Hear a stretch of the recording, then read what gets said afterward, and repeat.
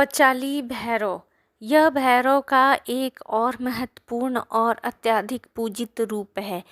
इसे भैरव के विभिन्न रूपों में से सबसे उग्र रूपों में से एक माना जाता है। कुछ कहानियाँ हैं कि देवता को फार्पिंग का राजा बताया गया है, जबकि अन्य में उन्हें किसान कहा गया है।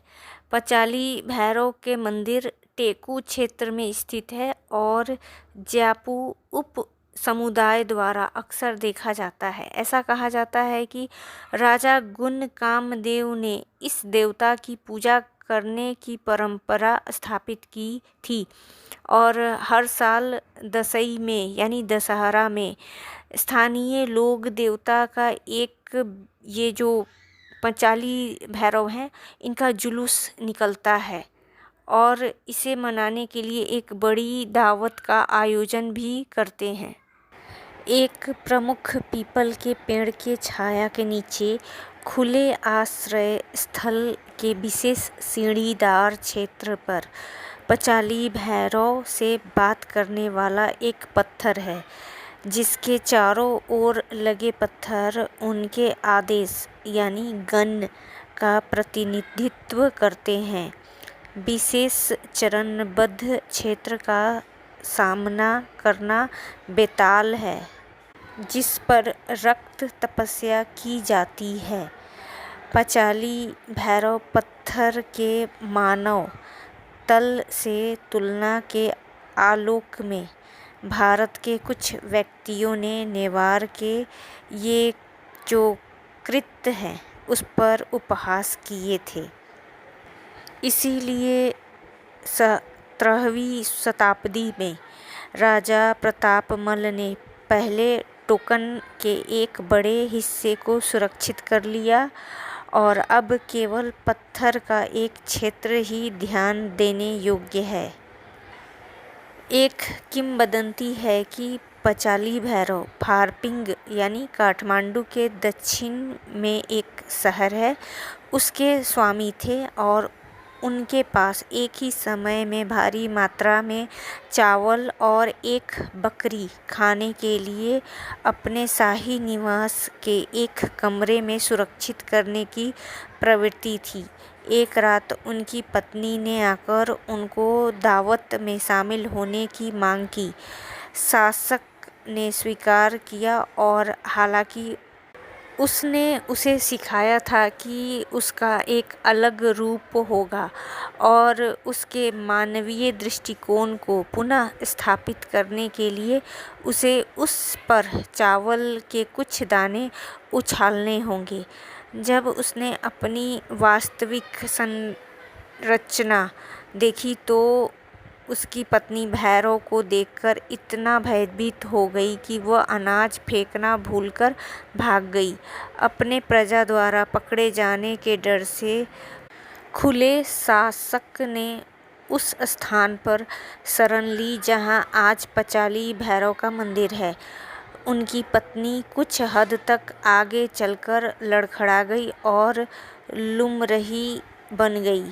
खतरनाक देवी भद्रकाली, जिसका मंदिर ठुड्डी खेल क्षेत्र के किनारे पर बना हुआ है।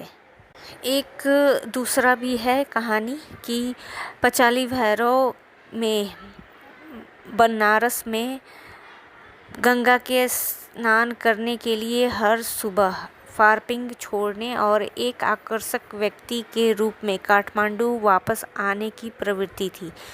इस प्रकार उन्होंने कसाई पद यानी कसाई के एक छोटे से युवा को लुभाया। जल्द ही वह अत्यधिक जिज्ञासु हो गई और आखिरकार उसने खुद को उजागर करने के लिए सहमति दे दी। अगर वह चावल के कुछ दाने फेंक देती, उसका असली चरित्र देखा जाता। जब उसके दुराचारी प्रियजन ने उसका विरोध किया तो उसने भी अनदेखी की और भाग गई। जैसे जैसे रात बढ़ती गई, भैरव ने उसकी तलाश की। हालांकि जब दिन उगने लगा तो उसने खुद को छुपाने की कोशिश की वह एक भस्मक स्थल पर पहुँचे और बाँस का एक जाल, उदाहरण के लिए जिसे नेवार अपने मृतकों के लिए उपयोग करते हैं, उसमें चारों ओर लिपट लिया, मीन्स अपने आप को लपेट लिया।